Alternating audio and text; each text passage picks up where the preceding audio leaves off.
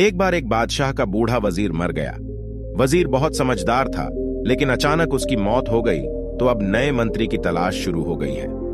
साम्राज्य बहुत बड़ा था, इसलिए उसे संभालने के लिए एक बुद्धिमान और दूरदर्शी वजीर की जरूरत थी। पूरे राज्य में सबसे बुद्धिमान और होशियार व्यक्ति की तलाश शुरू हो गई है। इसके लिए राज्य भर में विभिन्न प्रकार की परीक्षाएं आयोजित की गईं।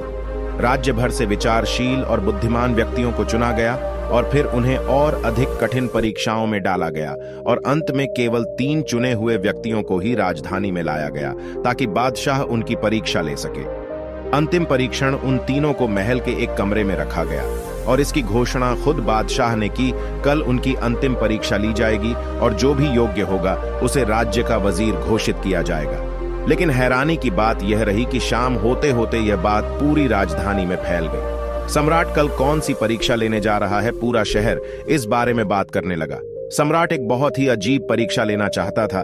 कल सुबह उन तीनों को महल के एक बड़े कमरे में बंद कर दिया जाएगा और उनके ऊपर एक बड़ा ताला लगा दिया जाएगा। उस कमरे का दरवाजा, उस ताले को उस राज्य के कारीगरों, गणितज्ञों और इंजीनियरों ने बनाया था। उस ताले की कोई चाबी नहीं थी।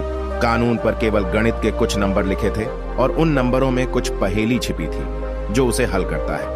पहेली उस ताले को खोल सकेगी। धीरे धीरे यह बात उन तीनों तक पहुंच गई कि कल उन तीनों को एक कमरे में बंद कर दिया जाएगा और बाहर ताला लगा दिया जाएगा। इसकी कोई चाबी नहीं है, बस उस ताले पर कुछ गणित के नंबर खुदे हुए हैं जिसमें एक पहेली छिपी हुई है। तीनों में से जो भी उन नंबरों का उपयोग करके पहेली को हल करेगा और वह सबसे पहले दरवाजा खोलेगा और कमरे से बाहर आएगा, उसे वजीर बनाया जाएगा। यह सुनते ही तीनों में से 2 बाजार की ओर दौड़ पड़े और जितनी भी गणित की किताबें ताला के बारे में मिली वे सब ले आईं और उनका अध्ययन करने लगी। लेकिन तीसरा सबसे अजीब था। वह न तो कहीं गया और न ही कोई किताब लाया और अंधेरा होते ही सो गया। बाकी दोनों ने सोचा कि शायद डर के मारे उन्होंने परीक्षा में शामिल नहीं होने का फैसला किया, या शायद यह विश्वास नहीं करता कि जो खबर सामने आई है वह सच है। लेकिन फिर भी उन्होंने कोई मौका छोड़ना उचित नहीं समझा, क्योंकि यह जीवन में एक बार आने वाला अवसर था। रात भर जागकर किताबें पढ़ते रहे। ताला विज्ञान से संबंधित जो भी साहित्य उन्हें मिला उन्होंने सब पढ़ लिया। जब सुबह हुई तो तीसरा व्यक्ति उठा और उन 3 लोगों को सम्राट के सामने पेश किया गया। वहां उन्हें पता चला कि यह अफवाह सच थी। उनमें से 3 एक बड़े से कमरे के अंदर बंद कर दिया गया था, जिसमें से कुछ गणितीय अंकों के साथ खुदा हुआ था। आप तीनों में से जो भी इन नंबरों में छिपी पहेली को हल करेगा वह दरवाजा खोल सकेगा, और जो दरवाजा खोलकर पहले मेरे पास आएगा मैं उसे अपना वजीर बना लूंगा। मैं तुम तीनों का बाहर इंतजार करता हूं।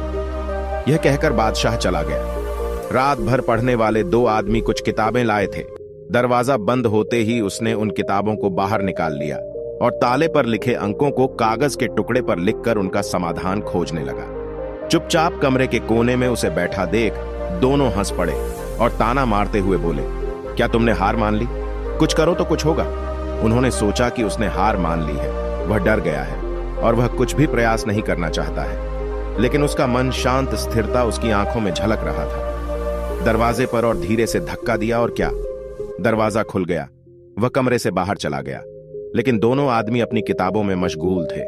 उन्हें यह भी पता नहीं चला कि तीसरा कमरे से चला गया है। उन्हें तभी पता चला जब बादशाह तीसरे व्यक्ति के साथ अंदर आए और कहा कि इसे बंद करो। तुम्हारी किताबें जिसे बाहर जाना था वह पहले ही बाहर जा चुका है। यह देखकर वे दोनों दंग रह गए और पूछा कि तुम कैसे निकले? सम्राट ने कहा कि ताला बंद नहीं है, क्योंकि बंद ताले तो खुल सकते हैं, लेकिन खोलोगे कैसे ताला जो बंद नहीं हुआ है? यह आदमी आप में से सबसे बुद्धिमान है, क्योंकि उसने बुद्धिमान होने का पहला परिचय दिया था। ताले पर लिखे नंबरों को हल करने से पहले वह यह पता लगाने की कोशिश करता है कि ताला बंद है या नहीं। एक आदमी वास्तव में होशियार है जो किसी भी समस्या को हल करने से पहले यह जांचता है कि क्या वह हल करने जा रहा है वास्तव में एक समस्या है या नहीं। तो यह आदमी हमारे राज्य का सबसे चतुर व्यक्ति है। हम इसे अपना वजीर नियुक्त करते हैं। तो दोस्तों, इस कहानी से सीखने वाली बात यह है कि जब भी हमें लगे कि हमारे सामने कोई बड़ी समस्या है तो उस समस्या का समाधान खोजने के लिए हड़बड़ी में घबराने के बजाय हमें शांति से सोचना चाहिए कि मैं जो समझ रहा हूं वह वास्तव में समस्या है या नहीं, या वास्तविक समस्या कुछ और है जो मुझे अभी दिखाई नहीं दे रही है।